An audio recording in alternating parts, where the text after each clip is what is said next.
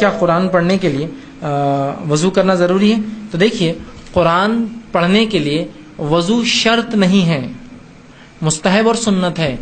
وضو شریعت میں صرف 2 عبادتوں کے لیے شرط ہے۔ شرط مطلب اس کے بغیر وہ عبادت نہیں ہوگی۔ پہلا نماز، دوسرا طواف۔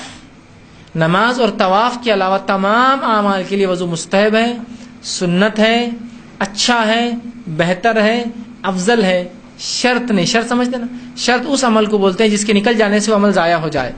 جیسا نماز کے لیے شرط ہے رکوع، سجدہ شرط ہے، اگر یہ نہ ہو تو نماز نہیں ہوتی، دہرانا پڑتی ہے۔ اسی طرح یہ جو ہے 2 چیزوں کے لیے وضو شرط ہے، باقی چیزوں کے لیے مستحب اور سنت ہے۔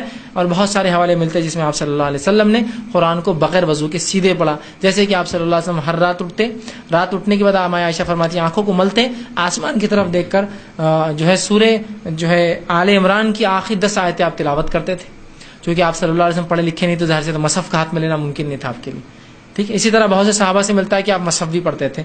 وضو کیجئے، بالکل مستحب ہے، بہت اچھا عمل ہے، بنا وجہ آپ بغیر وضو کے نہ پڑھیں، لیکن شرط نہیں، کنڈیشن نہیں ہے اس کے لیے، ورنہ یہ کنڈیشن سمجھ کے بہت سے لوگ نہیں پڑھتے۔ کنڈیشن نہیں ہے، قرآن پڑھنے کے لیے آپ کو طہارت سے مطلب غسل سے ہونا بس ایک کنڈیشن ہے، کہ تو بغیر غسل کے وضو نہیں ہو سکتا ہے، معاف کرنا قرآن نہیں پڑھ سکتا، لیکن وضو کے بغیر انشاءاللہ عزیز آپ پڑھ سکتے، اس میں حرج نہیں۔